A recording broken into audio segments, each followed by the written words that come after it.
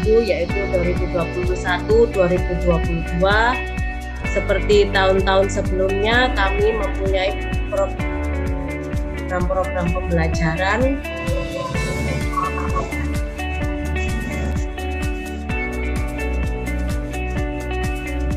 yaitu yang berkaitan dengan visi dan misi kami, di mana visi dan misi kami adalah mencetak anak-anak berakhlak mulia, sehat, cerdas, dan berkarakter bangsa bahari.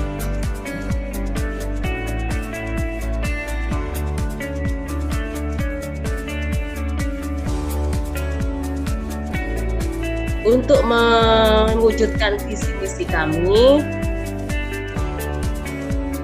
maka kami juga punya pegangan yaitu kurikulum dengan memakai kurikulum nasional yang diintegrasikan dengan kurikulum lokal buatan Lembaga Pendidikan Islam Al-Mutakin, di mana memasukkan muatan-muatan ibadah, muatan-muatan hafalan, muatan-muatan mengaji untuk pembekalan anak-anak nantinya.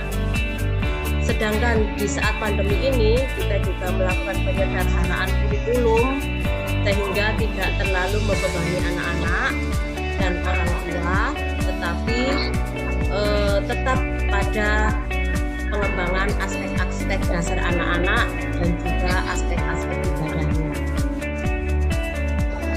Kami perkenalkan susunan pengurus dan nama-nama guru KBTK.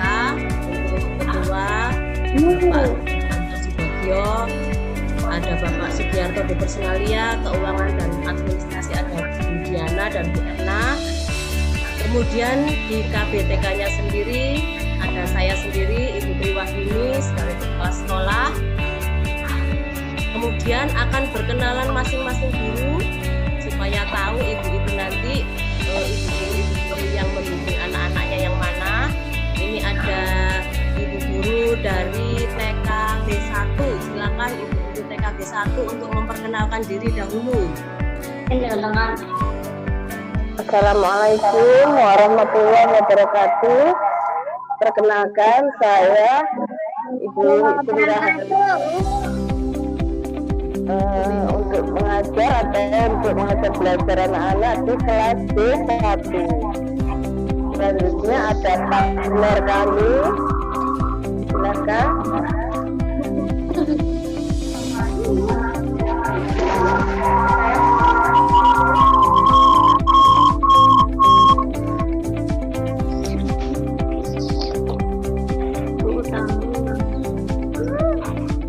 Terima kasih Bu Wiwi dan Ibu kami nanti panggilannya di TKB 1. Kita lanjutkan untuk guru atau pembimbing di TKB 2, silahkan. Assalamualaikum warahmatullahi wabarakatuh. Saya Bu Iva Fatmawati akan mengajar di kelas B2. Saya nanti bersama dengan anak-anak semuanya mendampingi anak-anak belajar bersama dengan Bu Maya. Mohon Bu Maya.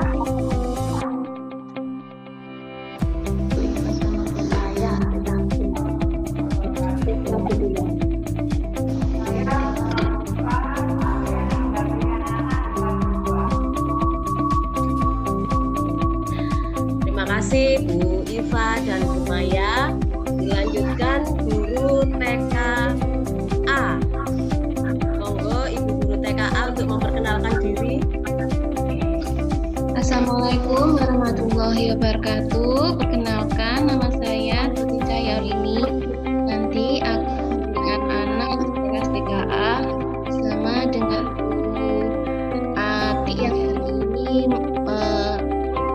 ada kendala juga menjumpai mama-mama semua karena sedang tidak enak juga. Terima kasih. Baik, berikutnya ada kelas adik-adik kita yaitu kelompok bermain. Silahkan ibu-ibu dari kelompok bermain untuk memperkenalkan diri.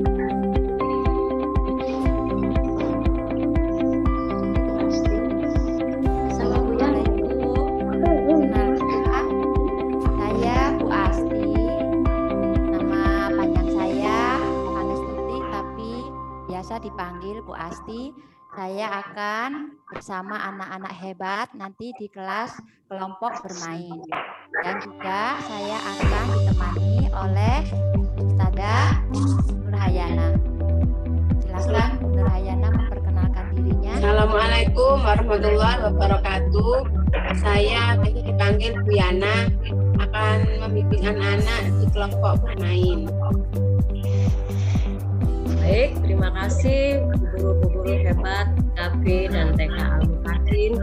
Nanti selanjutnya juga akan ada guru ekstra melukis yaitu Pak Karyadi, guru perpustakaan nanti ada Bu Laili, beliaunya tidak hadir pada pagi hari ini. Baik, kami lanjutkan untuk program kegiatan tema kami ke 1 tahun.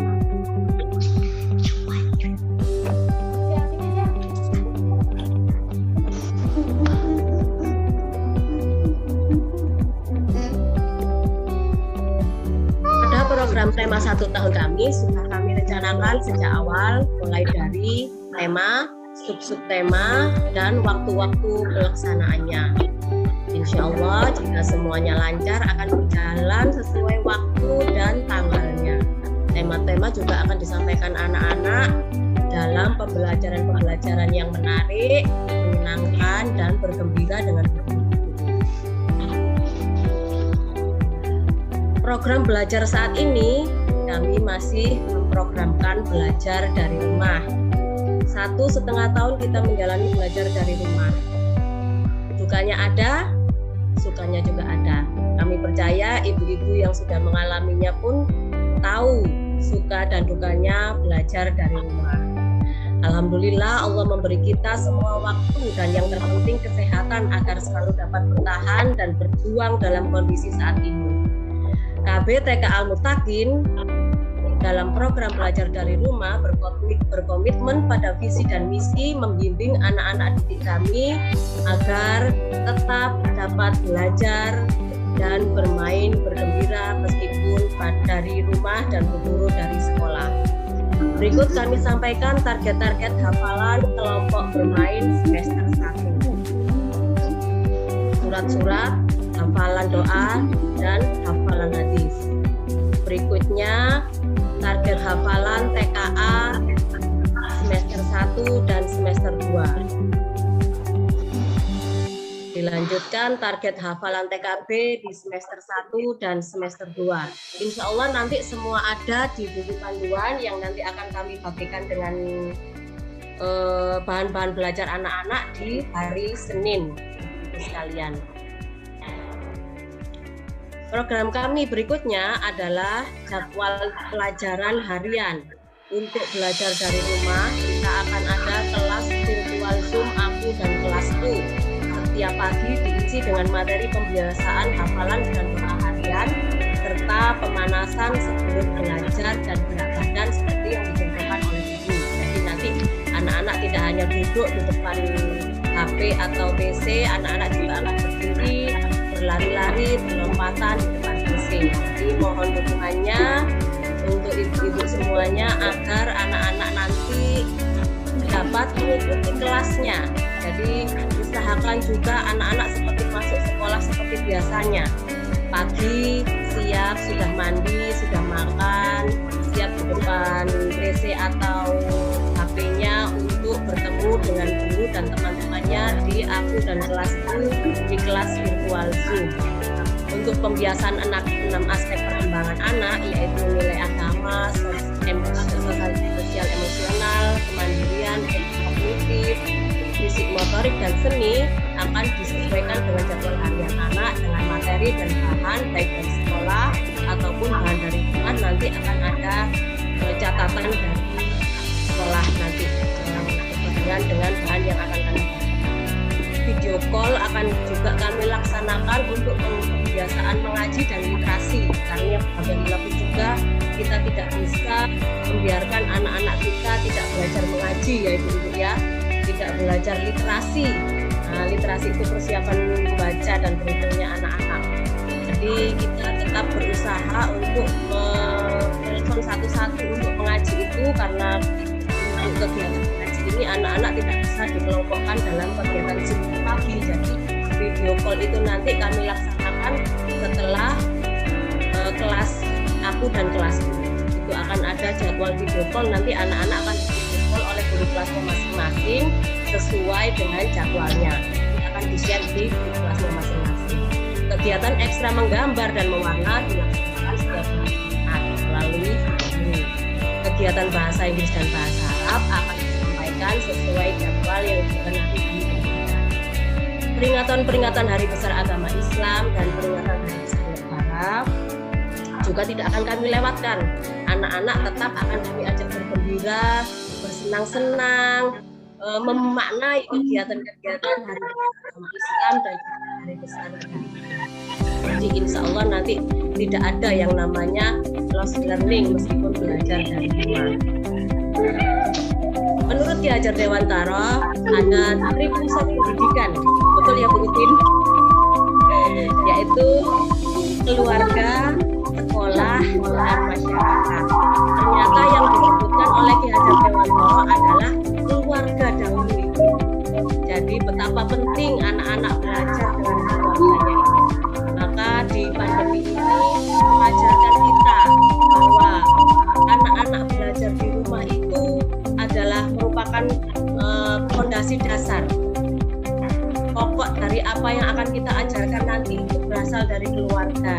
Jadi alangkah baiknya situasi saat seperti ini kita isi dengan membimbing anak-anak kita, membersamai mereka dalam kegiatan belajarnya. Kami yang di sekolah ini ada di nomor 2 ternyata. Di sekolah kami akan berkolaborasi dengan Bapak Ibu sekalian untuk membimbing anak-anak didik kita belajar dan bersenang-senang saat ini. Dan yang ketiga adalah masyarakat yang memang tidak kalah penting dalam pembentukan karakter anak. Jadi keluarga, sekolah, dan masyarakat merupakan pusat pendidikan yang penting dalam pembentukan anak. Untuk menghindari learning loss seperti yang nanti akan disampaikan Bu Utin, seperti yang saya sampaikan tadi, maka sekolah selalu akan berkolaborasi dengan orang tua untuk mencapai tujuan belajar anak. Sinergi yang baik dari sekolah dan orang tua akan membuat suasana belajar dan bermain semakin bermakna. Sekolah akan selalu berkomunikasi, tidak mungkin tidak berkomunikasi dengan orang tua tentang tumbuh kembang Ananda. Setiap hari, setiap waktu, insya Allah kalau mama-mama kirim tugas, kami selalu menjawab, kami selalu memberi respon. Kalau ada yang tidak mengirim, guru kami akan menanyakan kenapa tidak mengirim, apa kendalanya. Jadi akan kita selesaikan bersama-sama nantinya. Sekolah akan mengolah data dari laporan yang dikirim orang tua untuk menjadi laporan akhir tahun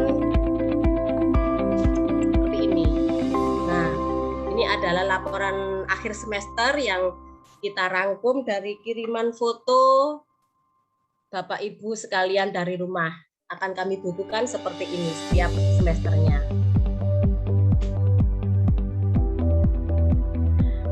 Pertemuan tatap muka terbatas juga kami rencanakan ke depannya.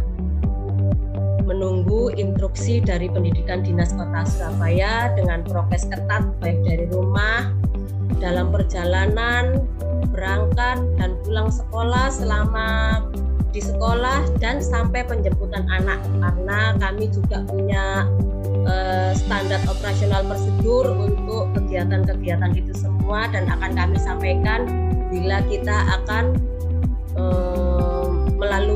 akan bertemu di kegiatan tatap muka terbatas. SOP tersebut akan kami bagikan ke Bapak Ibu semuanya. Jumlah siswa yang berkunjung ke sekolah pun akan diatur sesuai jadwal dan menyusul. Bapak Ibu, marilah kita ikuti parenting hari ini dengan judul menghindari learning loss pada anak usia dini dengan kolaborasi sekolah dan orang tua, sharing pengalaman BDR oleh ibu-ibu wali murid, dan tanya jawab seputar materi.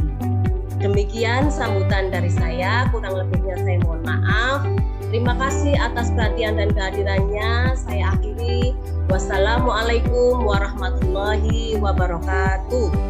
Waalaikumsalam warahmatullahi wabarakatuh.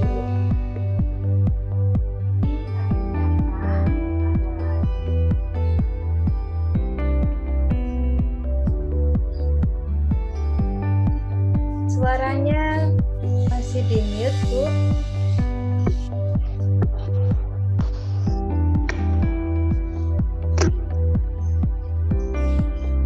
Learning loss pada anak usia dini dengan kolaborasi sekolah dan orang tua. Alhamdulillah telah hadir di tengah-tengah kita pada pagi hari ini. Beliau adalah seorang asesor yang mendampingi kami, yang membimbing kami, sehingga alhamdulillah kita mendapatkan akreditasi dengan nilai A. Beliau juga dari BP PAUD dan Dikmas. Kita akan panggil bersama-sama Ibu Utin Ritayanti. Kepada beliau kami persilahkan. Terima kasih Bu Asti Putri. Bismillahirrahmanirrahim. Assalamualaikum warahmatullahi wabarakatuh.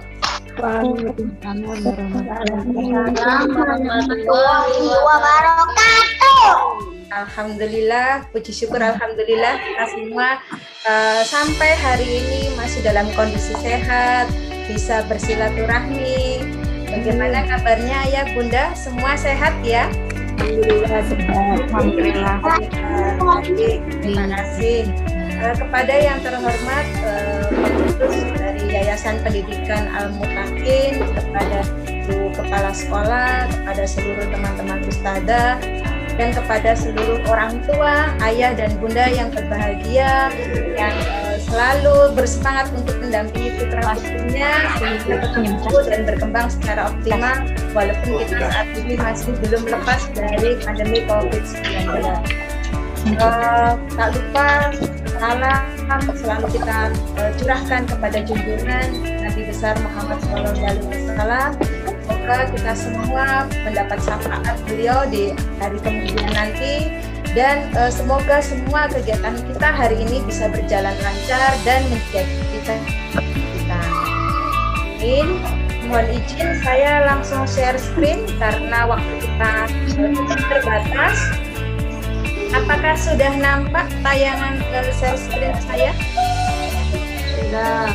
Ya, sudah. Terima kasih. Ya. Nah, saya coba. Nah, tadi ya kita akan membahas tentang bagaimana menghindari learning loss pada anak-anak kita di masa pandemi ini. Beberapa saat yang lalu kita tahu Pak Nadiem itu sangat concern, ingin sekali segera anak-anak pembelajaran tatap muka itu dilakukan. Karena apa?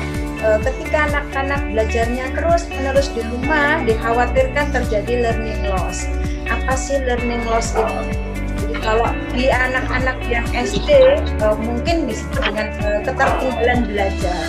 Tetapi berbagai situasi yang sangat tidak menguntungkan, sangat tidak kondusif, termasuk pandemi ini, tentu sangat tidak kondusif bagi proses belajar mengajar.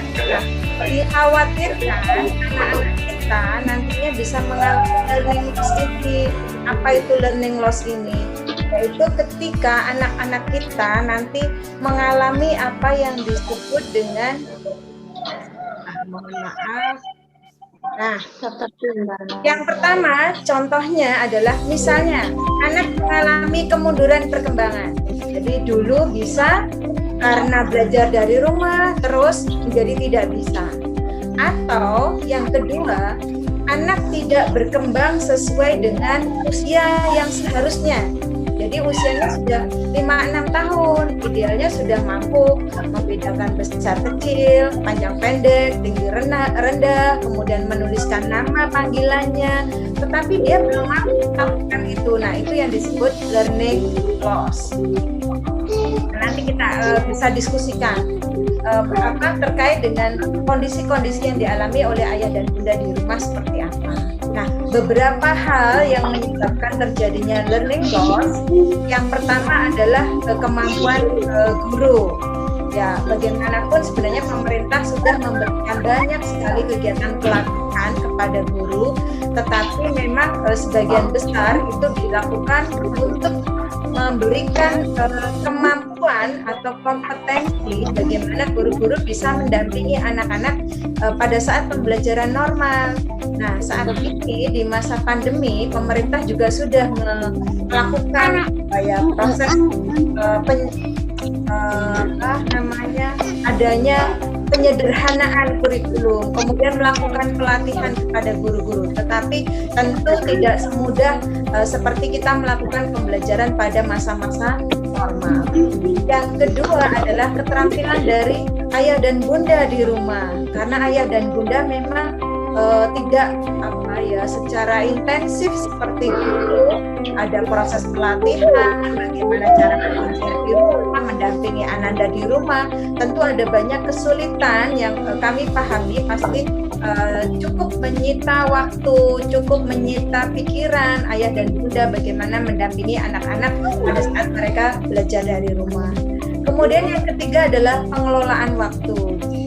Banyak orang tua yang bekerja sehingga kesulitan dalam mengelola waktunya untuk bisa mendampingi anak-anak pada saat belajar dari rumah. Yang keempat adalah jenuh dan bosan.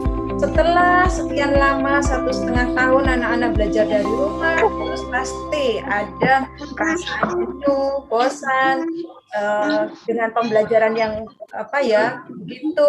Kemudian tidak pernah bertemu dengan teman-temannya, karena bagaimanapun kita adalah makhluk sosial. Kita perlu berinteraksi dengan orang lain. Nah, tentu ini juga akan berpengaruh terhadap proses pembelajaran. Kemudian lingkungan fisik dan psikologis. Nah, lingkungan fisik di sini contoh nih, di masa pandemi tentu akan sangat sulit bagi kita semua sebenarnya. Tetapi ada beberapa teman-teman ayah dan bunda yang mungkin mengalami permasalahan terkait dengan kondisi ekonomi, penurunan pendapatan. Nah, ini tentu akan berpengaruh terhadap asupan gizi anak kita.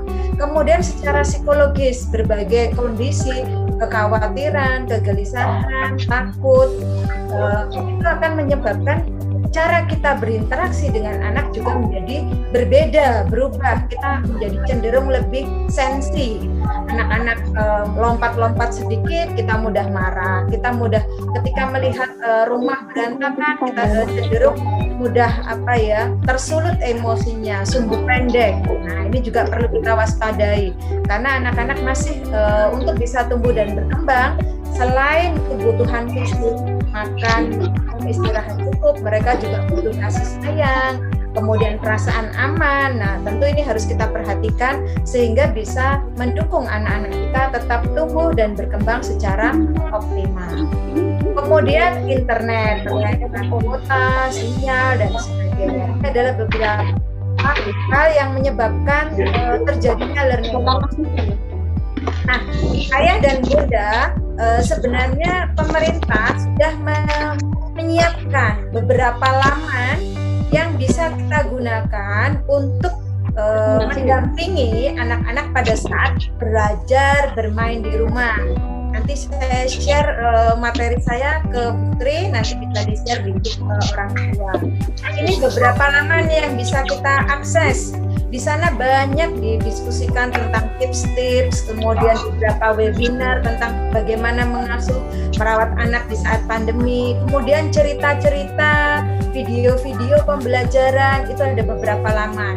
Bersama Hadapi Corona, kemudian Pautpedia, Anggun Paut, Sahabat Keluarga, itu bisa diakses oleh keluarga. Ada banyak buku cerita, video-video pembelajaran yang bisa kita gunakan sebagai referensi untuk membantu orang tua dan guru mendampingi anak-anak pada saat proses belajar di rumah.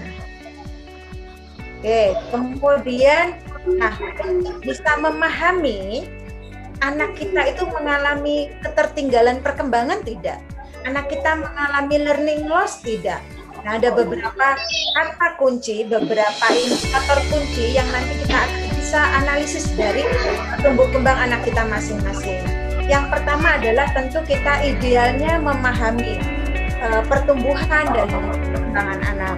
Apakah berat badan anak kita sudah ideal, badannya ideal, lingkar kepalanya, bagaimana kebugaran fisiknya, dan sebagainya. Yang kedua, ketika kita sudah memahami pertumbuhannya, kemudian jangan lupa melihat perkembangannya. Kemampuan apa yang sudah dikuasai oleh anak, dan kemampuan apa yang belum dikuasai oleh anak. Nanti kita akan lihat satu persatu dari 6 aspek itu, apakah ada indikasi adanya ketertinggalan perkembangan pada anak-anak kita. Nah, yang pertama harus kita waspadai ketika dari beberapa indikator ini ada indikator-indikator yang tidak atau yang nampak pada anak kita. Ini contoh ya, di aspek perkembangan nilai agama dan moral. Misalnya nih, hafalan bacaannya menurun. Dulu tuh bisa hafalan surat-surat pendek banyak, kemudian bacaan untuk doa-doa harian anak-anak hafal. Tapi selama pandemi ini jadi susah menghafalnya atau bahkan malah mereka lupa. Ini salah satu indikator bahwa anak kita mengalami yang disebut dengan perkembangan ketertinggalan perkembangan atau learning loss. Untuk nilai agama ini kita bisa lihat. Nah, yang untuk fisik motorik kurang aktif bergerak.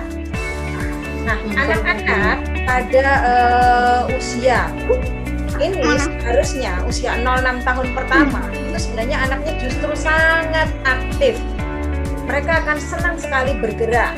Tadi saya senang sekali mendengar yang disampaikan Putri bahwa nanti ada kelas virtual, anak-anak diajak bergerak dulu, melompat, berlari, bersenang-senang. Nah, karena memang salah satu yang ditengarai menjadi permasalahan di masa pandemi adalah kebugaran fisiknya. Nah, anak usia dini idealnya di motorik kasar itu memiliki 3 kemampuan. Ada lokomotor, non-lokomotor, dan kegiatan manipulatif. Ini harus dikuasai oleh anak. Lokomotor artinya anak itu bisa bergerak dari satu tempat ke tempat lain. Melompat, berlari, merayap, kemudian memanjat, berenang. Nah, ini idealnya mampu dilakukan oleh anak. Kemudian non-lokomotor. Mereka bergerak tetapi tetap di tempat, berjinjit, jongkok, kemudian mengangkat kedua tangannya ke atas. Nah, ini mampu dilakukan.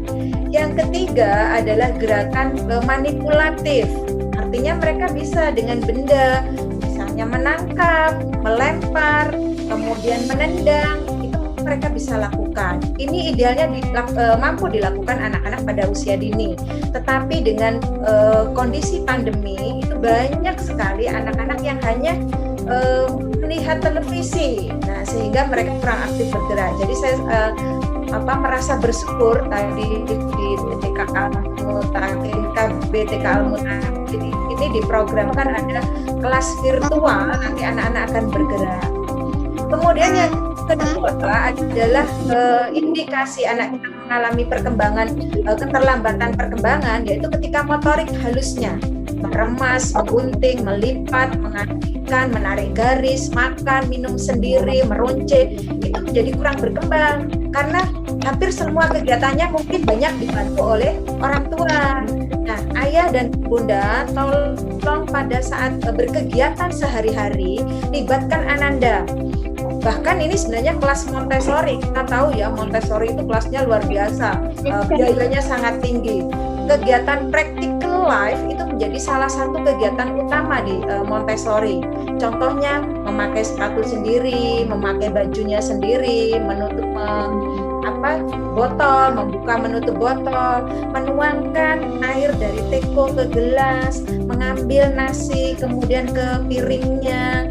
Jadi aktivitas-aktivitas harian, menyapu, mengelap kaca, libatkan anak pada saat kegiatan harian di rumah, mencuci piring, melipat bajunya, mengambil jemuran, libatkan. Karena di sana anak akan mengembangkan baik motorik kasar maupun motorik halus. Karena tumbuh kembang anak kita tidak mungkin harus berhenti selama pandemi. Mereka terus tumbuh dan berkembang. Karena itu bagaimana kita bisa mengoptimalkan kegiatan di rumah untuk mendukung anak-anak kita supaya bisa tetap tumbuh dan berkembang sesuai dengan usianya. Kemudian yang berikutnya, nah, pertumbuhan fisiknya terganggu karena asupan gizi yang kurang. Jadi mohon ayah dan bunda tetap memperhatikan asupan gizi Ananda selama pandemi ini.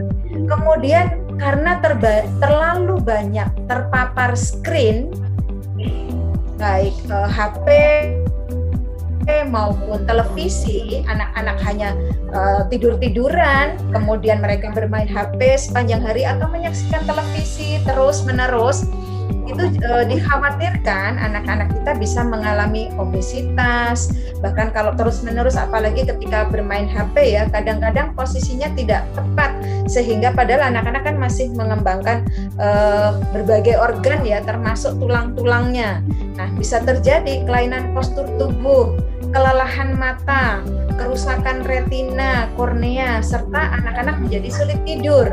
Nah, apalagi ditengarai bahwa screen ini juga bisa menyebabkan radiasi gelombang elektromagnetik ke otak, bisa menyebabkan kanker. Nah, itu beberapa informasi yang kita sering baca di berbagai referensi. Kemudian, nah, untuk kognitifnya, apa yang perlu kita perhatikan sehingga kita bisa mengetahui apakah ada indikasi anak kita mengalami ketertinggalan perkembangan. Kemampuan pranumerasi. Pranumerasi itu tidak langsung anak-anak bisa menulis angka ya ayah bunda, karena untuk matematika pada anak usia dini, angka itu termasuk konsep yang abstrak. Nah, karena untuk bisa mengantarkan anak pada kemampuan berpikir abstrak, ada beberapa tahapan yang perlu kita lakukan, yang perlu kita stimulasikan. Mulai dari anak mampu mencocokkan, kemudian mengelompokkan, mengenal bentuk-bentuk geometri, mengenal posisi atas, bawah, di dalam, di luar, kemudian mengenal ukuran. Anak-anak bisa membuat pola merah, kuning, biru, merah, kuning, biru, apakah dengan bentuk botol, mengurutkan dari kecil ke besar sampai dia bisa mengukur. Nah, nanti ketika anak-anak sudah siap, anak-anak akan jauh lebih mudah untuk belajar tentang lambang bilangan, termasuk huruf-huruf. Itu akan jauh lebih mudah mereka pahami ketika dilakukan sesuai dengan tahapan perkembangan anak. Kemudian yang juga ditengarai menjadi salah satu indikator adanya ketertinggalan perkembangan adalah konsentrasi yang menurun. Jadi ayah dan bunda mohon benar-benar bisa memperhatikan jam anak-anak untuk melihat televisi. Jangan biarkan anak-anak melihat televisi sepanjang hari. Apa sih dampaknya dari melihat televisi sepanjang hari? Boleh anak-anak melihat televisi. Anak saya pun sekarang kelas 3 itu juga suka nonton film anak-anak. Tetapi yang perlu kita perhatikan adalah bagaimana dari tayangan televisi itu mereka tetap bisa belajar fokus, menerima informasi. Nah, yang sering kita perhatikan, anak-anak itu dari mulai bangun tidur sampai malam mau tidur lagi, itu benar-benar hanya nonton televisi, tidur-tiduran. Tetapi ketika ditanya, diminta menceritakan, tadi itu main apa, mereka nggak tahu apa yang diceritakan. Karena terlalu banyak tayang, mulai dari Upin Ipin, Tayo, kemudian berbagai film, semuanya dia lihat, tapi tidak satu pun masuk di dalam memorinya. Kemampuannya dia untuk menerima informasi, mencerna informasi tidak dilakukan. Nah, saran saya ayah dan bunda, batasi anak-anak untuk nonton televisi. Dan setelah mereka nonton televisi, jangan lupa untuk melakukan refleksi. Boleh nonton televisi, tapi jangan lupa lakukan refleksi, sehingga mereka tetap fokus. Contohnya seperti apa? Nah, ini yang biasanya saya lakukan dengan anak saya. Setelah dia nonton film, tayangan anak-anak, saya tanya, kakak tadi nonton apa? Nonton Upin Ipin. Oh iya, baik. apa sih bedanya Ipin sama Upin? Nah, dia akan mikir, apa ya bedanya? Kemudian kalau sudah, saya akan tanyakan, di film Ipin Upin kenapa sih kakak kok suka? Apa yang menyebabkan kakak suka? Tokoh siapa yang paling baik? Tokoh mana yang menurut kakak tidak baik? Mengapa tidak baik? Seharusnya seperti apa? Sehingga pada kesempatan itu tetap dia gunakan untuk proses belajar, bagaimana dia bisa berkonsentrasi, menerima informasi, menyimpan informasi, mengolah, menganalisis. Jadi tidak membuat anak terpapar terus-menerus sampai dia seperti zombie. Ketika ditanya, tadi yang dilihat apa? Dia nggak bisa menjawab karena terlalu banyak yang dilihat. Nah, ini yang perlu kita perhatikan dari tayangan televisi. Kemudian kemampuan memecahkan masalah yang menjadi berkurang. Nah, untuk kemampuan memecahkan masalah, kalau dulu karena ini kadang-kadang ya yang saya dengarkan informasinya dari beberapa guru itu curhat, banyak orang tua yang membantu menyelesaikan tugas-tugas yang diberikan oleh guru kepada ananda. Mungkin ayah dan bunda merasa saya membantu hasilnya bagus, tetapi sebenarnya yang kita harapkan dari orang tua adalah berikan anak kesempatan mengerjakan sendiri. Mengapa sih? Apa pentingnya anak-anak mengerjakan sendiri? Karena ketika anaknya mengerjakan sendiri, mereka akan menemukan masalah, mereka akan mencoba bagaimana menyelesaikan masalah, itu akan mendorong anak untuk melatih kemampuan berpikir kritis dan kreatif. Yang kami harapkan bukan hasilnya bagus, tidak masalah, hasilnya masih coret-moret, ketika dia mewarnai masih belepotan, warnanya tidak sesuai, tidak masalah, karena anak belajar itu berproses. Tetapi dari karya yang dilakukan anak, tugas yang dikerjakan anak, guru bisa menjadi menganalisis apa yang sudah dipahami anak dan apa yang belum dipahami anak, sehingga bisa merencanakan kegiatan pembelajaran yang tepat untuk minggu berikutnya, sehingga anak-anak kita tetap tumbuh dan berkembang. Sementara kalau orang tua membantu, guru jadi tidak tahu, semuanya sudah bagus, berarti perkembangan Ananda bagus. Nah, sehingga perencanaan pembelajaran pada minggu berikutnya tidak sesuai dengan kebutuhan belajar anak-anak kita, justru akan menghambat perkembangan anak-anak kita. Karena itu mohon ayah dan bunda berikan keleluasaan, kesempatan kepada Ananda untuk mengerjakan sendiri. Mengguntingnya tidak rapi, tidak masalah. Menempelnya masih salah, tidak apa-apa. Karena justru itulah yang dibutuhkan oleh guru untuk bisa mengetahui apa yang sudah bisa dilakukan anak dan apa yang belum bisa dilakukan anak, dan bagaimana membantu anak untuk bisa naik ke tahap perkembangan berikutnya. Kemudian kalau tadi kognitif, sekarang di bahasa. Kemampuan menyimak anak-anak menjadi berkurang karena terlalu banyak paparan televisi yang tidak pernah direfleksi. Nah, untuk kemampuan menyimak, sebaiknya mohon dukungan dari ayah bunda untuk sering mengajak anak-anak bercakap-cakap, bersenda gurau, bercerita, kemudian membaca buku cerita. Tadi laman-laman ada Hadapi Corona Bersama, Pautpedia, kemudian Sahabat Keluarga, Anggun Paut, itu banyak buku cerita yang bisa kita akses, sehingga kita tetap bisa membacakan buku-buku cerita kepada anak-anak kita walaupun di masa pandemi seperti saat ini. Minat baca anak-anak menjadi sangat berkurang karena anak-anak cenderung membaca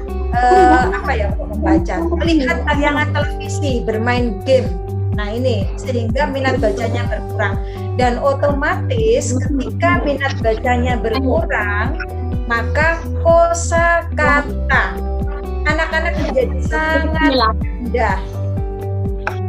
Kosakata yang dikuasai anak cenderung hanya kosakata untuk pembicaraan sehari-hari, tetapi kosakata yang dia banyak dapatkan dari buku-buku cerita untuk memperkaya kosakata, karena kemampuan anak-anak kita di usia ini menyerap kosakata baru itu sangat luar biasa. Jadi anak-anak perkembangan periode kritis perkembangan bahasa itu justru sebelum anak-anak masuk ke SD. Jadi kemampuan menyerap informasi, menguasai kosakata baru itu sangat cepat di usia-usia ini. Karena itu mohon dukungan ayah dan bunda untuk sering mengajak anak-anak kita membaca buku cerita, bercakap-cakap, dan membatasi anak-anak untuk main HP dan televisi. Kemudian kemampuan menyampaikan ide, perasaan, gagasannya kurang berkembang. Karena kalau di sekolah pasti guru akan menanyakan bagaimana perasaannya hari ini teman-teman. Akan ditanya satu persatu. Setelah selesai belajar akan ditanya, tadi main apa? Perasaannya bagaimana? Kesulitannya apa? Mainnya bersama dengan siapa? Besok pengen main apa lagi? Itu akan ditanya. Mereka akan terbiasa untuk menyampaikan perasaannya, gagasannya, idenya kepada orang lain.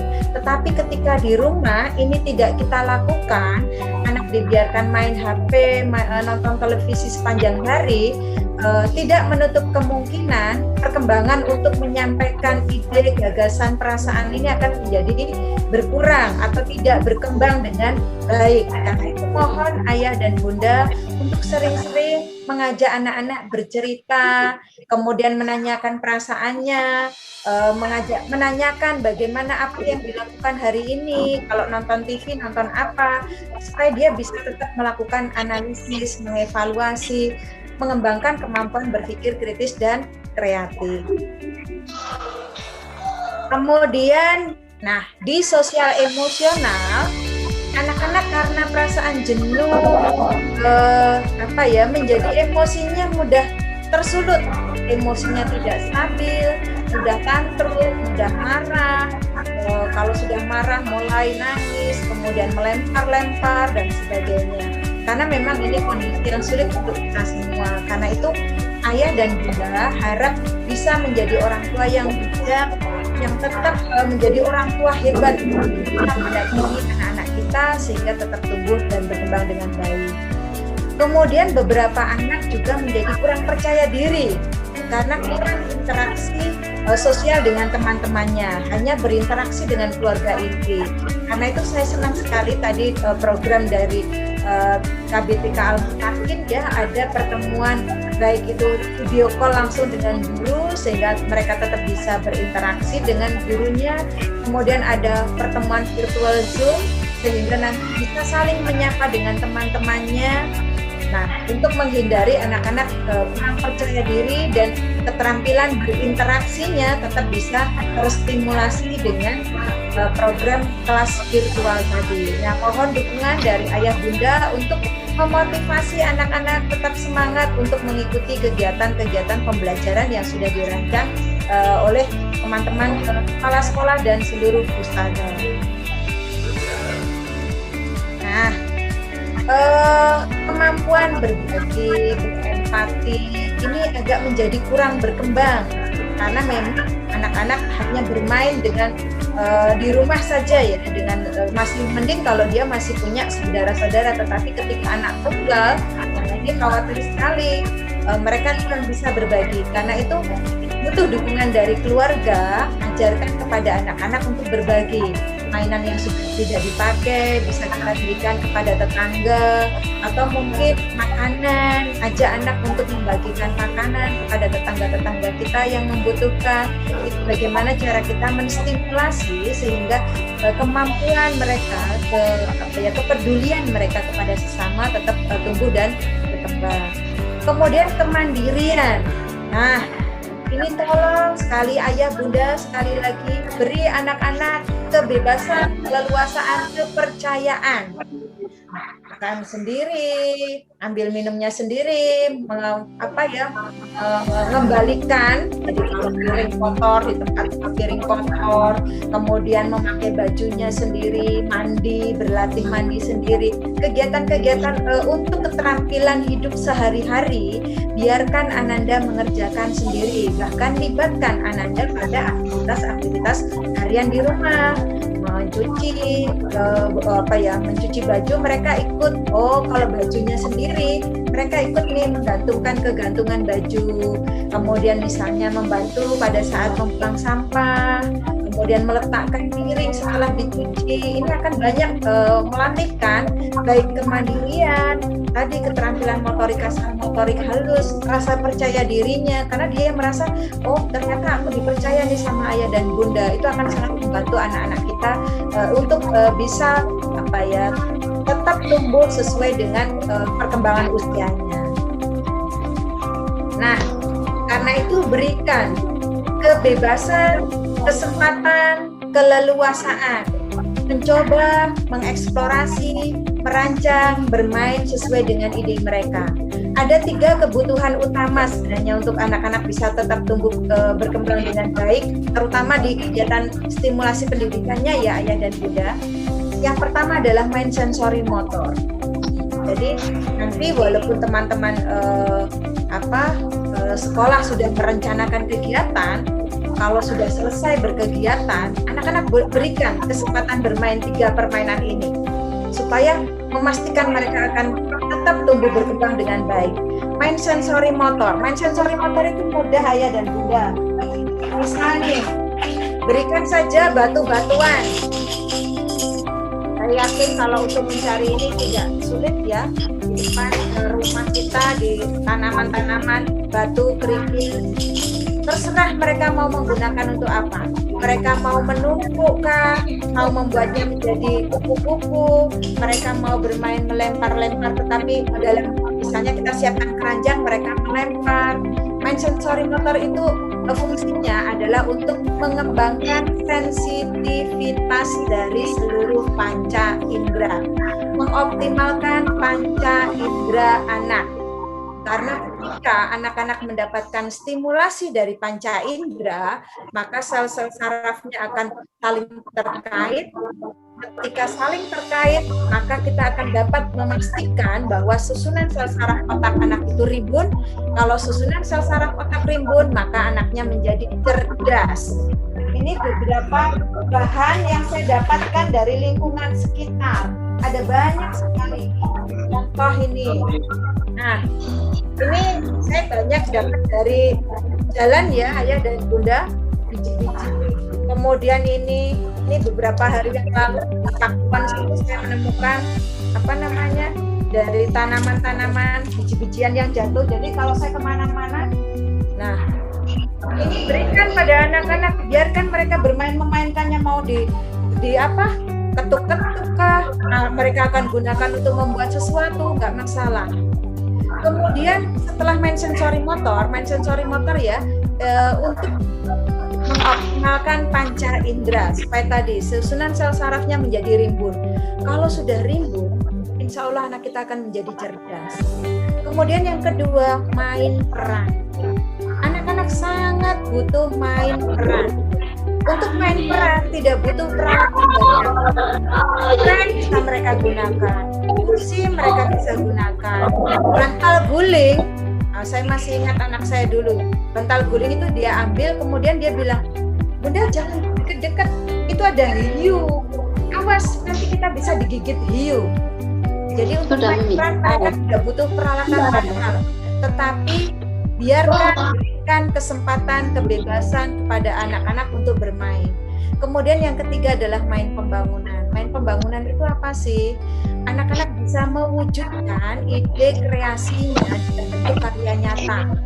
Mereka melihat ayam, pengen gambar ayam, walaupun tangannya masih belum stimulasi motorik halusnya belum bagus, menggambar ayamnya masih coret-coret, tapi dia bilang ayam, nggak apa-apa. Mereka akan membuat rumah-rumahan menggunakan batu, nggak apa-apa. Yang penting ide, imajinasinya bisa dia wujudkan menjadi karya nyata, maka itu main pembangunan. Nah, 3 kegiatan main ini sangat dibutuhkan anak-anak kita untuk bisa tetap cerdas, sehingga tadi kemampuan literasinya nanti akan terbangun. Karena literasi itu untuk mengenal huruf, mengenal angka, lambang bilangan, itu masih abstrak. Untuk bisa membantu supaya itu menjadi konkret, yang pertama sensori motor sarafnya harus disiapkan dulu. Sehingga ketika dia dia bisa nangkep informasi, kognitifnya mampu memahami. Main peran itu membantu anak kita untuk bisa mengembangkan kemampuan berpikir abstrak. Saya contohkan. anak usia sekitar menjelang 2 tahun, kalau kita berikan boneka, guling, kemudian botol, kita minta dia pengen bermain boneka-bonekaan, menggendong adik, maka dia akan memilih boneka. Tapi nanti usia 3 tahun, ketika dia tidak punya boneka atau bonekanya rusak, dia melihat guling, dia akan ambil guling, dia akan gendong gulingnya. Dia katakan adik. Anak-anak TK tidak punya boneka, tidak punya guling, ingin gendong adik, tangannya akan begini. Kenapa? Karena bonekanya sudah ada di memori anak. Jadi main peran itu akan membantu anak-anak kita untuk mengembangkan kemampuan berpikir abstrak. Jadi kalau rumah berantakan, kursi jungkir balik, spray ditarik, dijadikan tenda, bantal guling lari kemana-mana, ada di ruang tamu, rumah seperti kapal pecah, seharusnya ayah dan bunda bangga. Insya Allah anakku nanti menjadi guru. Sehingga pada saat nanti mereka sudah melanjutkan ke jenjang pendidikan berikutnya, contoh nih pelajaran sejarah diceritakan tentang Pangeran Diponegoro. Walaupun Pangeran Diponegoro tidak berdiri di depan anak bisa mencerna informasinya. Karena kemampuan berpikir abstraknya sudah terbangun dengan banyaknya main peran. Nah, satu lagi yaitu main pembangunan, itu mendorong anak-anak untuk berpikir kritis dan kreatif. Baik, mungkin itu dulu, nanti kita bisa lanjutkan di sesi berikutnya tanya jawab karena masih banyak ya agenda kita hari ini. Terima kasih kepada teman-teman semua, ayah bunda, semoga tetap semangat mendampingi anak-anak kita sehingga tidak terjadi terima kasih. Kata wabillahi taufiq wal hidayah. Wassalamualaikum warahmatullahi wabarakatuh.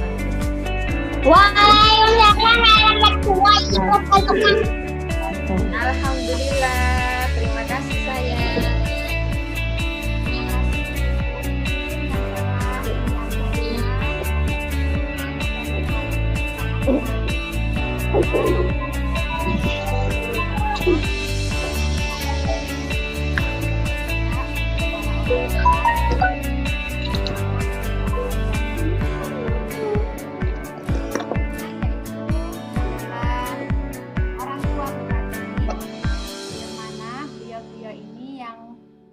Hari ini akan membagikan pengalamannya selama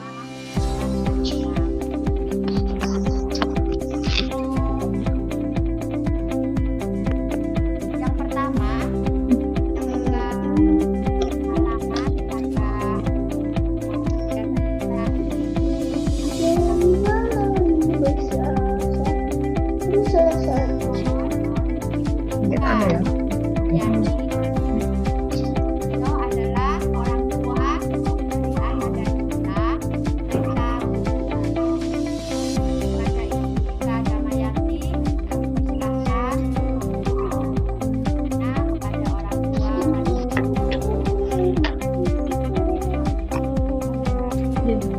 Yes, terima kasih Bu Asti. Apakah suara saya cukup terdengar, Bu? Sudah terasa. Ya, assalamualaikum warahmatullahi wabarakatuh. KB3 Al-Mutakin, Putin dan ibu-ibu wali murid dari KB3 Al-Mutakin. Terima kasih. Hari ini saya sudah diberikan waktu untuk sharing tentang bagaimana pengalaman ya mendampingi anak-anak dalam mendampingi selama daring. Ngapunten ya, suaranya yang lain.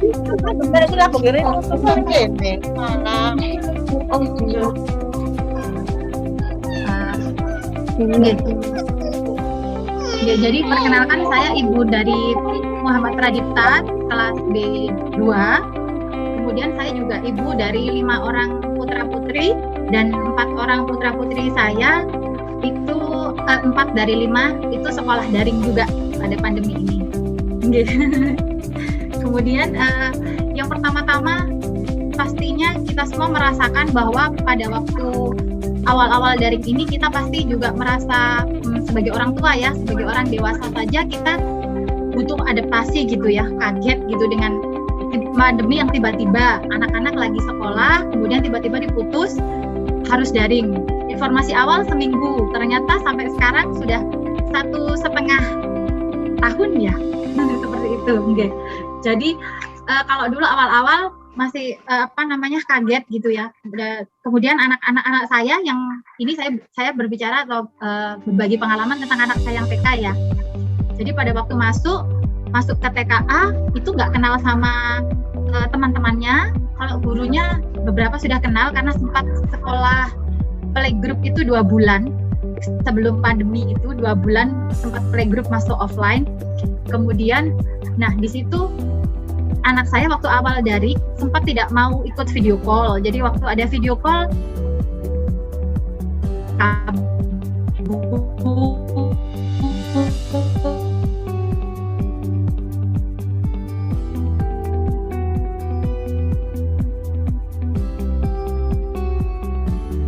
video call itu pernah. Nah, kemudian suaranya dimatikan.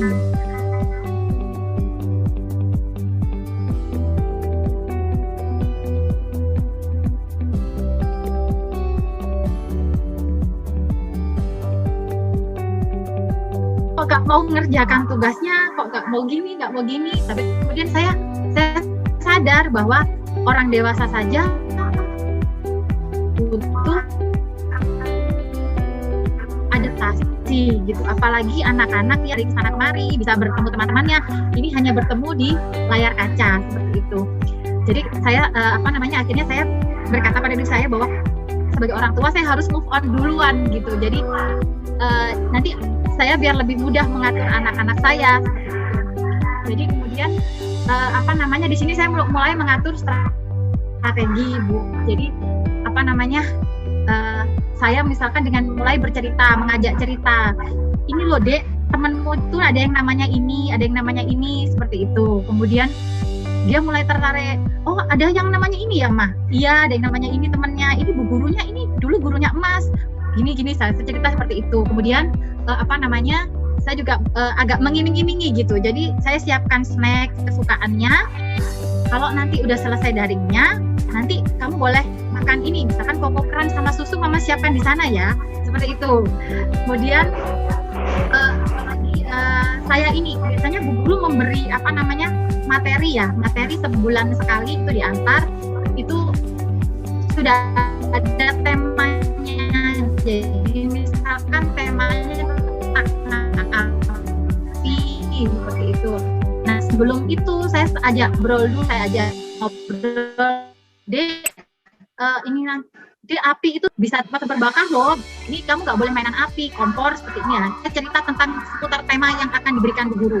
Ketika saya ngajak ngobrol tema-tema tersebut, harapan saya adalah ketika nanti dia Zoom, ketika dia nanti diberikan materi itu, dia akan tertarik karena dia sudah nyambung gitu dengan materi yang diberikan bu guru seperti itu. Kemudian saya melihat di sini sebagai wali murid bahwa bu guru juga mempunyai strategi sendiri ya untuk anak-anak ini. Jadi mungkin sifatnya akhirnya personal gitu. Jadi setiap guru itu, saya merasa setiap guru memahami anak-anak gitu. Jadi seperti anak saya itu kalau diajak video call, dia nggak mau dengerin. Jadi dia maunya cerita dulu. Jadi waktu itu Bu Ati ya sama Bu Iva. Bu Fia. Bu Ati sama Bu Fia. Jadi waktu itu sebelum video call itu dia nggak mau dia omongin dulu gitu, nggak mau dikasih tahu materinya, dikasih ajak ngaji, nggak mau. Jadi dia cerita dulu. Ini robot, ini gini, dia cerita dulu. Aku punya eksperimen bu guru, dia cerita terus. Akhirnya saya melihat bu guru juga nggak memaksakan untuk memberikan materi gitu. Jadi didengarkan, kemudian diajak ngobrol tentang kesukaannya, ditangkap, akhirnya dia cerita lama gitu. Dan akhirnya ngajinya cuma sebentar, itu kadang nggak mau diulang. Kemudian kadang kalau misalkan dia sudah tahu gitu, dia juga nggak mau. Oke, sekarang misalkan guru yang dengar bu guru nggak mau loh. Tadi kan Dipa sudah bu guru dengar, kok Dipa nggak mau dengar bu guru? Iya, tapi nggak mau, aku nggak mau dengar, bu guru yang dengar aku. Dan saya melihat di sini bu guru memahami gitu bahwa memang anak-anak usia seperti ini egosentrisnya ya Bu ya, itu tinggi gitu ya. Jadi Bu Guru mau gitu mendengar, oh iya nggak apa-apa. Nah itu sempat beberapa waktu seperti itu sampai pada akhirnya mulai mau dengar, mulai agak lama gitu. Jadi mulai nggak pakai ngobrol robot dulu, nggak pakai ngobrol eksperimen dulu seperti itu. Kemudian kunjungan ke rumah. Nah, kunjungan ke rumah ini saya merasa bahwa itu juga membantu anak-anak untuk kenal dengan gurunya. Gitu. Jadi ketika guru datang ke rumah, guru bawa berbagai alat media belajar, itu ya anak saya juga sempat ketika Bu Guru datang ke rumah, Bu Ati dan Bu Fia datang, itu anak saya yang TKA itu, oh Bu Guru datang, ya sudah kalau gitu aku mau sepedaan gitu. Jadi Bu Guru datang dia pergi. Seperti itu. Jadi belum mengenal gitu. Jadi sempat seperti itu. Begitu Bu Guru ngajak berdoa, saya ikut berdoa, adiknya ikut berdoa, tapi yang ini yang TKA ini nggak mau ikut berdoa, dia pergi. Tapi ya tetap kita berdoa saja, ikut berdoa waktu itu. Kemudian ketika Bu Guru pamit pulang, itu dia senang. Ya, Bu Guru sudah pulang. Seperti itu. Jadi sempat ada seperti itu anak-anak saya. Nah itu itu tapi lambat laun, alhamdulillah dengan berbagai strategi-strategi yang sebagai orang tua jalankan, dan juga Bu Guru juga saya melihat Bu Guru juga mau ya mengikuti maunya anak dulu supaya anak juga tertarik. Jadi alhamdulillah lama-kelamaan mau. Jadi kalau mulai aku hari ini ada tugas apa, seperti itu, mulai bertanya seperti itu, aku hari ini ada tugas apa Ma? Ayo cepet Ma, ayo Ma, tugasku diselesaikan, seperti itu. Itu alhamdulillah. Kemudian pembiasaan waktu dan kegiatan di rumah itu seperti yang tadi Bu Utin sampaikan, itu menurut saya juga memang sangat penting. Jadi saya berbicara dengan anak saya, Mas kamu kerjakan ini nanti jam 8 ada Zoom, jadi sebelum itu mandi dulu, kemudian nanti kalau tugasnya sudah dikerjakan, kamu nanti bisa bisa main lagi, seperti itu. Dan saya melihat juga tugasnya tidak yang terlalu banyak dan tidak terlalu membebani anak gitu. Jadi alhamdulillah sih bisa lah, setiap hari diselesaikan bisa, meskipun ada kadang-kadang kalau misalkan ada waktu-waktu yang dia tidak mengerjakan tugas itu ada Bu. Jadi itu saya komunikasikan dengan Bu Guru. Biasanya misalkan kakaknya libur, ada acara di sekolah yang melibatkan kelas tinggi, kelas bawah libur. Nah itu biasanya protes. Kok Mas sama Mbak libur, aku kok masuk, seperti itu. Aku nggak mau sekolah juga. Ya itu saya sampaikan ke Bu Guru. Bu maaf ini anaknya nggak mau sekolah karena seperti ini, seperti itu. Ya, tapi besoknya setelah malamnya saya ajak ngobrol lagi, saya ceritain tentang misalkan kalau orang nggak bisa baca itu nanti bisa tersesat kalau misalkan lagi jalan, dan saya ceritakan semacam itulah yang sesuai dengan penalarannya dia. Itu akhirnya besok dia ngajak, kok hari ini aku nggak ada sekolah Ma, kok hari ini nggak ada sekolah. Nah kebetulan besoknya juga pas libur, jadi memang akhirnya nggak sekolah, udah libur gitu, seperti itu. Kemudian pembiasaan di rumah. Jadi misalkan setelah mengerjakan tugas mewarna gitu ya, mewarna yang pakai finger painting itu tangannya kan belepotan semua, itu ditempel-tempel ke lantai, itu sampai selantai itu dari depan sampai belakang itu penuh dengan cat itu waktu itu. Itu ya saya ya udah mau gimana lagi, ya sudah. Emang dia kepingin seperti itu, ya sudah saya biarkan. Akhirnya setelah itu saya tanya, itu lantainya bersih apa kotor ya? Kotor. Terus diapakan ya? Dibersihkan. Ya sudah, dibersihkan pakai apa? Pakai pel, pakai lap gitu. Jadi saya suruh dia mengerjakan sendiri, membersihkan sendiri semampunya dia. Nanti kalau misalkan bersih, baru kita yang bantu seperti itu. Kemudian apalagi ya Bu? Ya aktivitas di rumah itu dilibatkan gitu Bu. Kemudian kadang-kadang memang juga ada mogoknya ya karena usia dini ini. Ya yang menjadi motivasi saya supaya saya juga tetap waras, sehat dalam mendampingi anak-anak ini juga adalah Allah ini menitipkan anak-anak ini untuk kita, dan anak-anak ini adalah tanggung jawab utamanya itu pada kita. Memang benar kita menyekolahkan anak-anak ini ke sekolah, tetapi tanggung jawab utama itu adalah kepada orang tua. Nantinya pun yang akan ditanya oleh Allah ketika nanti ya, itu adalah kita juga sebagai orang tuanya, apa yang sudah kita berikan kepada anak-anak kita, termasuk ketika pembiasaan sholat dan sebagainya. Itu saya sempat begini Bu, cepat ya belajarnya. Kemudian biasanya kalau sudah TKB itu pengalaman dengan anak-anak yang kemarin-kemarin di KBTK Al-Mutakin, ketika TKB itu sudah bisa ngimami temennya, sudah mulai hafal bacaan sholat seperti itu. Ini jadi agak susah memang karena waktunya kan materi-materi yang lain gitu. Kemudian saya juga akhirnya saya menguatkan diri. Ya ini waktunya punya motivasi Bu, seperti itu. Saya kira seperti itu pengalaman saya selama mendampingi anak-anak. Jadi kita motivasi kita sebagai orang tua juga penting, memotivasi anak dan juga motivasi kita sebagai orang tua. Saya percaya bahwa Bu Guru di sekolah juga memikirkan berbagai metode agar anak-anak ini bisa mengikuti, dan kita orang tua juga juga saling sinergis tadi ya, untuk saling membantu supaya anak-anak ini tetap mendapatkan pendidikan yang sesuai dengan tumbuh kembang. Seperti itu Ibu. Wassalamualaikum warahmatullahi wabarakatuh.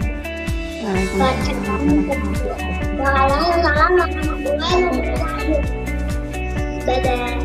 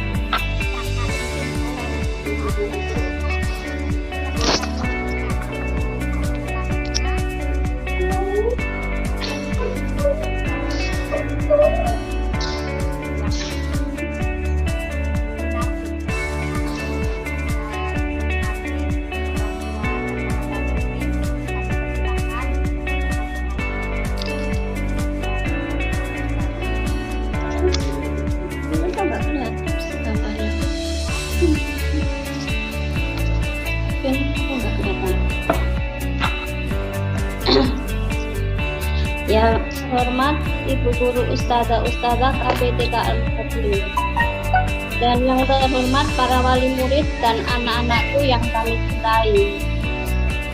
Perkenalkan, saya Ibu Inarti, mama dari Melvin.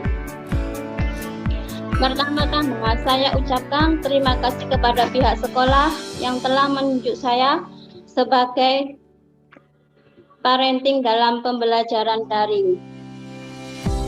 Pada masa pembelajaran daring di rumah, selama ini orang tua memiliki peranan penting metode belajar anak, atau gimana caranya membuat anak agar termotivasi selama belajar di rumah. Saya sendiri sebagai orang tua yang bekerja sekaligus juga harus mendampingi Melvin saat belajar di rumah. Saya juga masih tahap belajar gimana caranya memotivasi Melvin supaya dia senang dalam mengerjakan tugas-tugas yang diberikan oleh sekolah. Pada awalnya, semester pertama, kami mengalami kesulitan jadwal belajar pagi, sedangkan kami harus bekerja di kantor pagi hari. Tetapi selama ini sudah saya terapkan buat Melvin adalah sebagai berikut. Saya mengerjakan tugas di malam hari pukul 7. Saya harus mengajak Melvin belajar menyelesaikan tugas laporan yang diberikan Bu Guru. Mengajak Melvin salat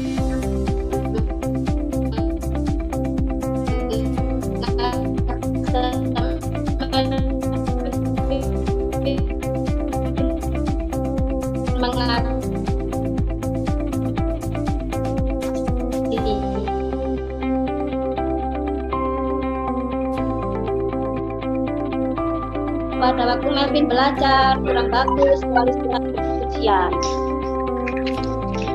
Dan pada waktu belajar mengenal huruf, angka, atau membaca, meskipun kurang bisa, saya selalu memberikan pujian juga. Kami tidak pernah memarahi atau membentak Melvin, dan saya selalu katakan Melvin anak hebat, jadi dia bisa belajarnya. Kemudian kalau Melvin belajarnya semangat, hebat, saya selalu berikan hadiah mainan yang murah-murah aja Bu, makanan yang dia sukai, dan selalu saya ucapkan terima kasih Mas Melvin sudah semangat belajarnya, dan besok lebih semangat lagi ya nak, selalu saya gitukan, jadi dia lebih semangat terus.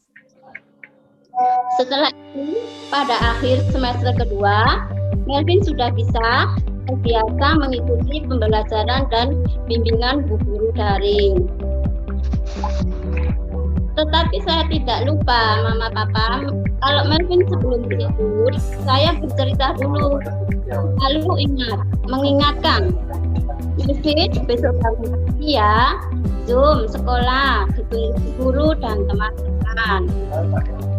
Dan pastinya saya bangunkan selalu bangun pagi Bu Melvin.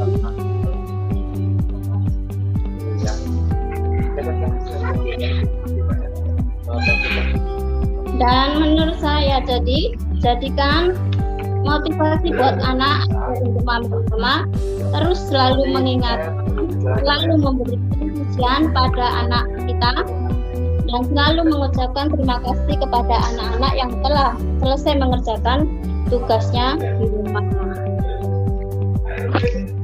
Dan jadikan setiap tempat sebagai sekolah, dan jadikan setiap orang yang di rumah sebagai guru. Kalau pagi guru itu sama bakungnya,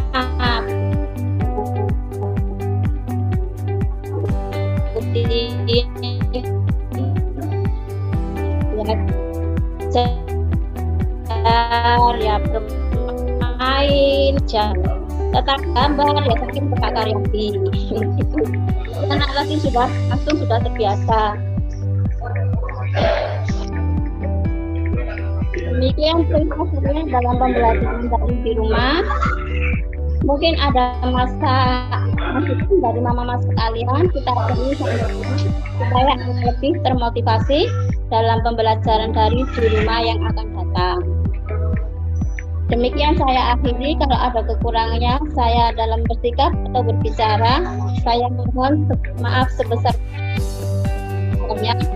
Wassalamualaikum warahmatullahi wabarakatuh.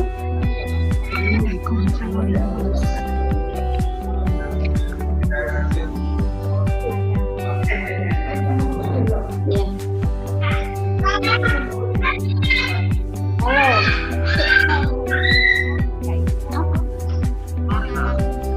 Belum.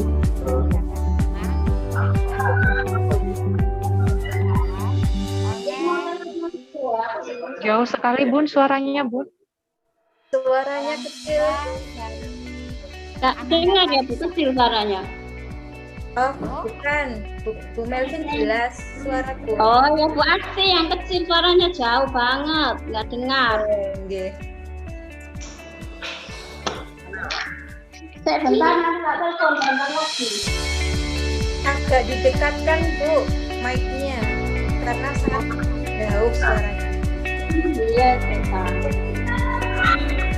coba aku foto terus kota Pak Hendrik wis ngene ngarep iku ya wis berangkat ke kono.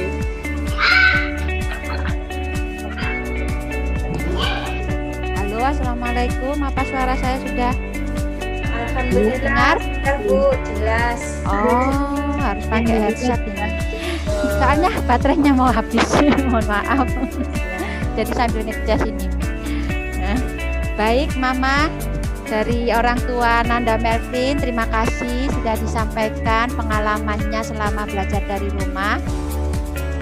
Mudah-mudahan apa yang diceritakan tadi juga bisa memberikan inspirasi bagi mama-mama di rumah. Saya juga yakin orang tua yang lain, mama-mama dari ananda-ananda yang lain juga pasti punya kisah yang seru ya selama mendampingi anak-anak belajar dari rumah. Berikutnya akan diceritakan kembali pengalamannya selama belajar dari rumah, akan disampaikan oleh Ibu Triwinartasari, yaitu orang tua dari Ananda Clarissa. Kepada Ibu Triwinartasari kami persilahkan untuk berbagi pengalamannya di sini kepada kami dan kepada orang tua Ananda semua yang yang baru masuk sekolah. Kepada beliau waktu dan tempat kami persilahkan. Assalamualaikum warahmatullahi wabarakatuh. Waalaikumsalam warahmatullahi wabarakatuh. Suara saya cukup jelas, Ibu? Sangat jelas, Bu. Sebelumnya terima kasih telah diberi kesempatan untuk sharing bagaimana saya dan anak saya di rumah dengan lika-liku daring yang setengah malam betul-betul. Apalagi anak saya yang baru umur waktu itu 3,5 tahun masuk ke kelas KB. Pertama-tama kenapa saya memutuskan anak saya tetap KB? Waktu itu banyak Bu kendalanya, banyak yang ya dari tetangga, dari teman-teman, dari mana-mana itu menyarankan kenapa harus disekolahkan, padahal toh sekolahnya di rumah aja, daring, kenapa begitu. Tapi saya tetap dan suami tetap memutuskan untuk menyekolahkan anak ke sekolah karena kami terus terang tidak pede untuk merawat sendiri anak saya, takut perkembangan anak saya itu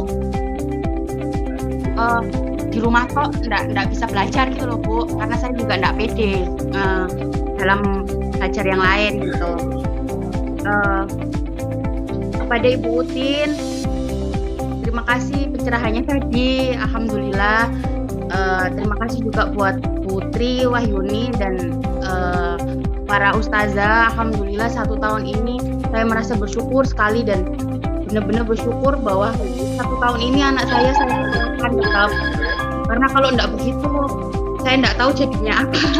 Karena tipe anak saya yang Clarissa ini, tipenya pemalu banget. Jadi, terus juga kayak egois gitu loh Bu. Banyak egoisnya, anaknya itu banyak egoisnya, juga banyak marahnya. Beda sama kakaknya.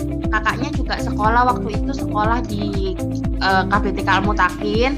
Tepat waktu mau masuk kelas 1 SD, pas juga pandemi. Jadi yang satu harus masuk SD, yang satu harus masuk KB.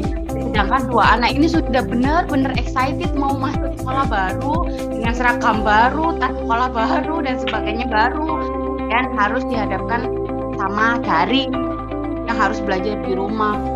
Jadi anak awal-awal enggak mau sekolah, enggak mau ikut daring, tapi itu pokoknya ditendang, enggak mau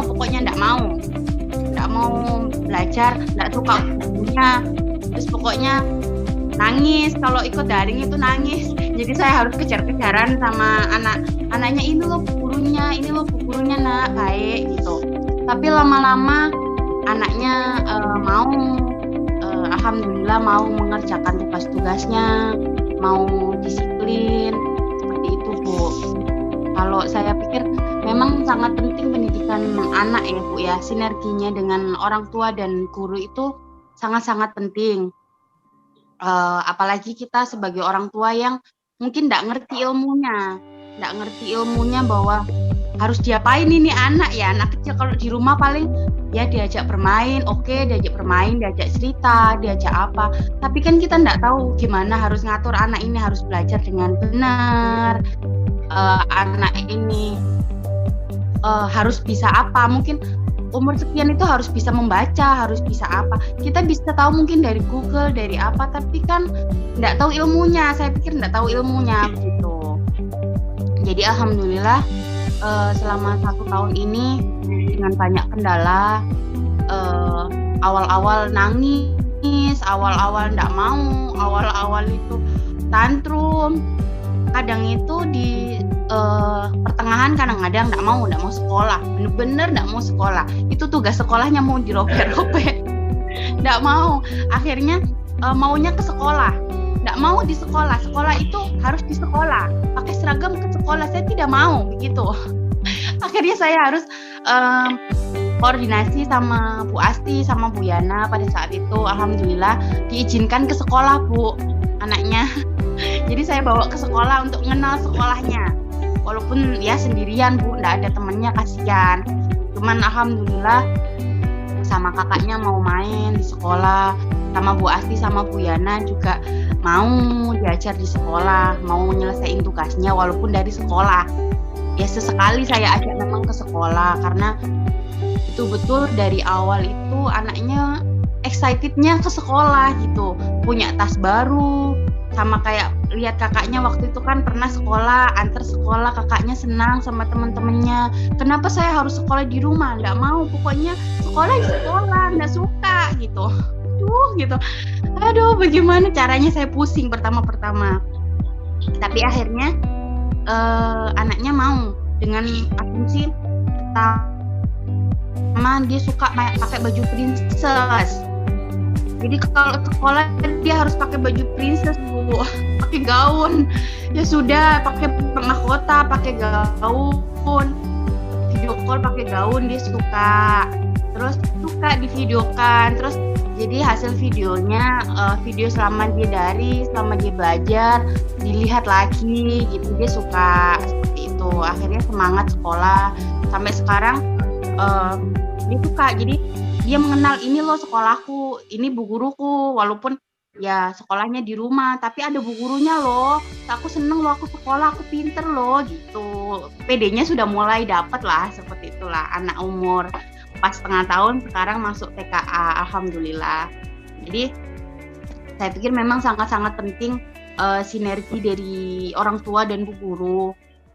Terus untuk yang di rumah keseharian, anak saya itu memang nggak bisa, rada susah ya Bu ya, kalau dipaksa diatur gitu harus bangun jam sekian gitu, anaknya marah sekali, nggak suka, nggak mau gitu, dilempar, kadang lempar barang, kayak lempar apa segala macem. Kok beda banget ya sama kakaknya yang nurut banget, kakaknya tuh nurut sekali, si anak yang kedua ini kok ya aduh gitu, nggak suka ya dilempar, nggak mau ya ngelempar barang, marah-marah, pukul orang gitu. Terus akhirnya ya untuk disiplin sama kakaknya, kakak minta tolong. Jadi kalau saya nggak sabar Bu, benar-benar saya tuh kesabarannya kurang bener-bener. Kakaknya yang saya suruh ngajarin adiknya. Siapa tahu mungkin ada mama-mama yang memang sabarnya nipis ya kayak saya ya Bu. Mending anaknya daripada anaknya itu dimarahi atau dipukul atau bagaimana, kasihkan entah papanya atau apa, selama kita kadang-kadang tarik napas dalam-dalam, mudah-mudahan sabar gitu. Biar apa ya? Biar kita tuh nggak hilang kontrol. Kadang-kadang kita sendiri stres di rumah, nggak bisa ngapa-ngapain, pandemi, pokoknya nggak nyaman. Kita sendiri harus mengelola pikiran kita, stresnya kita sendiri. Kemudian kita dihadapkan sama anak yang ini anak mau diapain sih gitu. Kok nangis terus, kok gak bisa diatur begini gitu. Ya sabar, sedikit dikasihkan. Mending kalau kita benar-benar hilang sabarnya, daripada kita pukul, daripada kita marahin, mending dikasihkan ke kakaknya, ayo kakak minta tolong sebaik mana adiknya mau diajarin gitu, kayak ngaji gitu. Terus setengah matinya ngajinya, akhirnya kakaknya itu mau Bu main kayak dokter-dokteran atau main bu-guru-guruan gitu, kakaknya yang jadi muridnya, adiknya yang jadi bu gurunya. Mau ngajinya di situ, wes pokoknya mau lah, asal dia mau lah pokoknya. Belajarnya pokoknya asal dia mau. Terus tapi alhamdulillahnya mau kalau mengerjakan tugas-tugas sekolah, alhamdulillah mirroring kakaknya ya Bu ya, alhamdulillahnya benar-benar mirroring kakaknya. Kakaknya disiplin ngerjain tugas. Saya bilang ke kakaknya, kakak bilang sama adiknya, kalau sekolah itu kan adiknya sudah pinter sekolah, mau sekolah harus jadi anak pinter, kalau tugas ya harus dikerjakan begitu. Jadi alhamdulillah selama ini kakaknya yang lebih berperan, walaupun kakaknya masih kelas 1 SD Bu. Jadi nasihati adiknya daripada saya kalau yang bilangi adiknya begitu, ya malah dipukul. Dipukul ya kadang-kadang ya cuma saya peluk, nggak boleh begitu, nggak boleh deh, nggak boleh gitu. Kadang-kadang waktu daring sama bu gurunya dimatikan itu Bu, langsung dimatikan. Terus saya bilang, ayo minta maaf, nggak baik begitu, nggak sopan. Akhirnya mau voice note sama bu gurunya, maaf ya bu guru dimatikan, seperti itu. Ya mungkin kurang dalam hal belajar untuk ngaji atau literasi. Memang saya pikir kurang dari kakaknya dulu Bu, berkurang karena kakaknya kelas dari playgroup sampai TKB itu perkembangannya bagus. Tapi kalau adiknya ini dari playgroup 1 tahun ini sama kakaknya memang berbeda ya, sedikit lebih kurang. Cuman saya pikir bagusnya karena akhirnya anaknya sudah bisa menahan dirinya sendiri ya Bu ya, menahan egonya sendiri bahwa dia punya tanggung jawab. Kalau selesai belajar mainan ya harus diselesaikan mainannya, diberesi sendiri, itu dia sudah mau. Alhamdulillah sekali, karena dari bu gurunya kan bercerita juga harus dibereskan. Waktu tugas sekolah juga ada tugas yang memang harus membereskan mainan, seperti itu. Saya senang sekali seperti itu. Dan kalau malam papanya pulang kerja gitu, kita bersama-sama berempat gitu sama kakaknya ya cerita-cerita.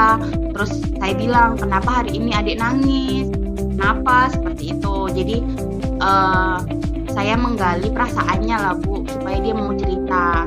Kadang dia mau cerita, kadang juga enggak mau cerita. Pokoknya enggak mau, aku bete, aku pusing gitu. Anak kecil umur 4 tahun, kenapa harus bahasanya kok bete, pusing, saya juga enggak ngerti. Itu dari mana bahasanya. Terus, kamu tahu dari mana? Itu dari YouTube gitu Bu. Jadi sama kakaknya juga suka game online. Adiknya diajari ternyata juga sama kakaknya. Aduh, plus minus ya. Tapi senang selama pada akhirnya tahu, dan saya merasa lebih dekat dengan anak saya ya, secara emosional ya Bu ya. Secara emosional, secara kasih sayang, secara betul-betul saya harus menahan diri saya.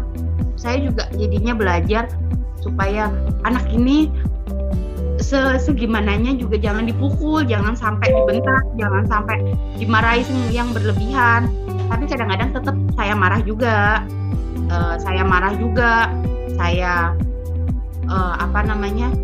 tapi yang banyak saya marahi pada akhirnya kakaknya. Kakak, kenapa adiknya begitu? Alhamdulillah Bu, kakaknya yang jadi korban, cuman kakaknya itu baik banget menurutnya, alhamdulillah.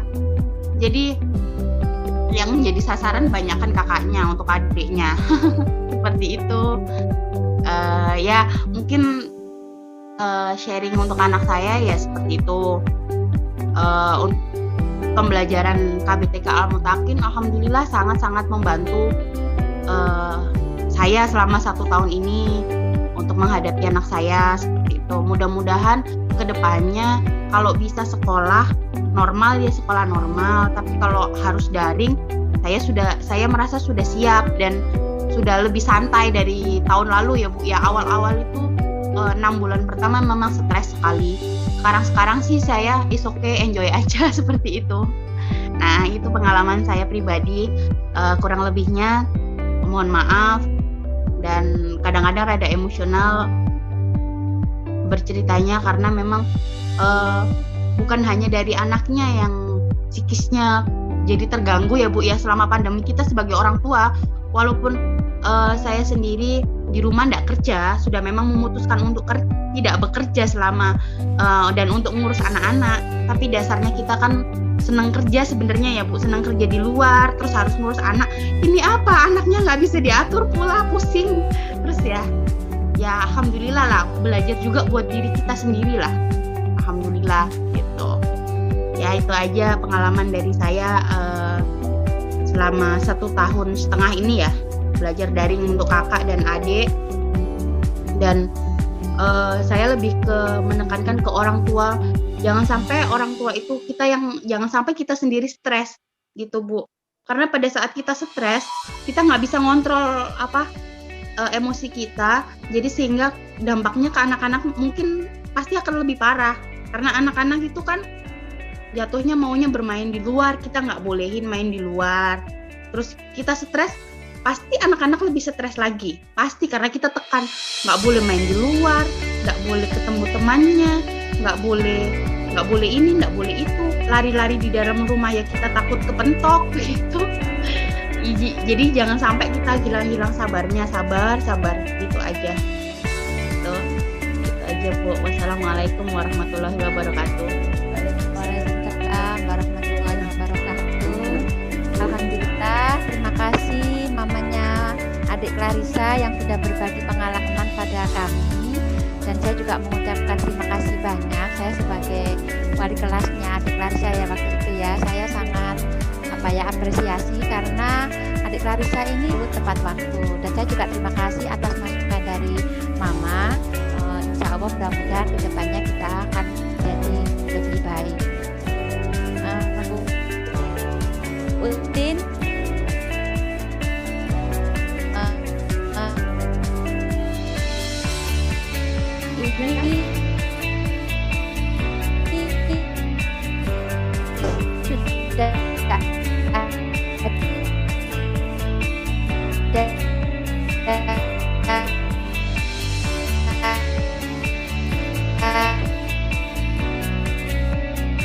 juga dari orang tua yang di rumah tidak terlepas bisa memberikan tanggapan lebih siap menghadapi era pandemi belajar dari rumah. Atas waktunya kami persilahkan Bu Udin.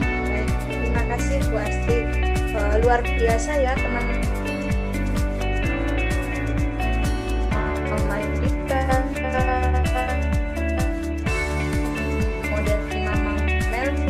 Dan Mama Clarissa bagaimana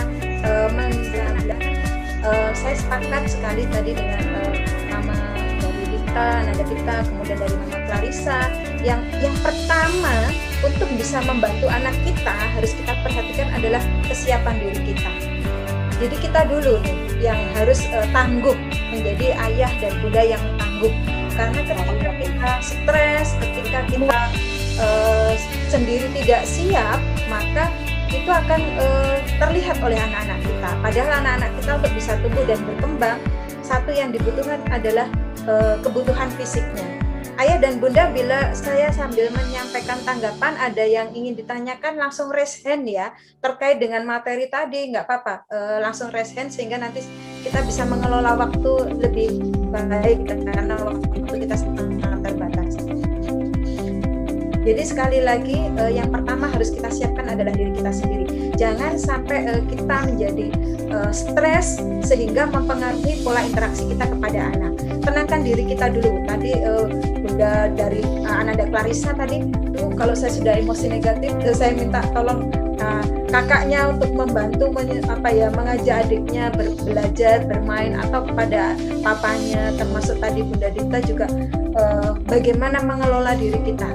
Jangan sampai kita stres. Tarik nafas, kemudian pikirkan bahwa kita harus menjadi orang tua yang tangguh untuk anak-anak kita supaya mereka bisa bisa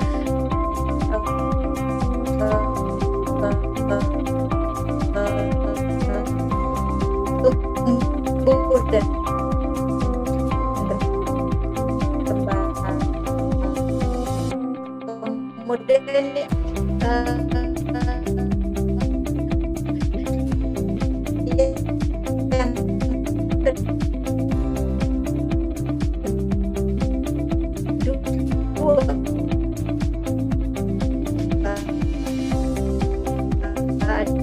adalah bahwa kan untuk mentarfa ambil berpikir aksi dengan anak-anak. Jadi buang emosi negatif setiap hari. Kemudian setelah kita mampu menenangkan diri, insya Allah kita akan mampu menghadapi anak-anak kita untuk bisa mendukung mereka pada saat proses belajar. Nah, kemudian tadi teman-teman memiliki banyak cara. Kalau tadi Bunda Melvin karena bekerja maka mendampingi anak untuk belajarnya setelah pulang dari bekerja di malam hari. Jadi tetap menyiapkan waktu untuk mengajak anak-anak kita, mendampingi mereka di waktu-waktu yang kita bisa lakukan. Kalau di pagi, siang tidak bisa, ya mungkin sore atau malam hari. Tetapi tadi Bunda dari Ananda Dipta, kemudian Clarissa, enjoy, tetap bisa senang, tetap bisa belajar, tetapi caranya sangat individual. Tadi kalau Mama Dipta cerita anaknya pakai ditutup pakai tenda, kemudian ditutup selimut, kemudian dia ke kolong meja bersembunyi lebih dulu, kemudian kalau tadi gurunya datang dia justru bermain sepeda. Bunda dari Clarissa tadi juga bercerita ya bagaimana Ananda kalau nggak mau aku nggak mau sekolah, kalau sekolah itu harus ke sekolah, tetapi kemudian mengantarkan. Jadi kebutuhan individual dari masing-masing anak, karena itu perlu kita ajak anak-anak untuk diskusi, tanya sih, senang, marah, kecewa, itu harus kita dengarkan. Jadi memberikan waktu kepada anak-anak. Tadi saya senang sekali ya Bunda dari Clarissa, kalau malam hari bersama-sama dengan ayahnya, dengan kakaknya, bersama-sama kemudian cerita, hari ini tuh main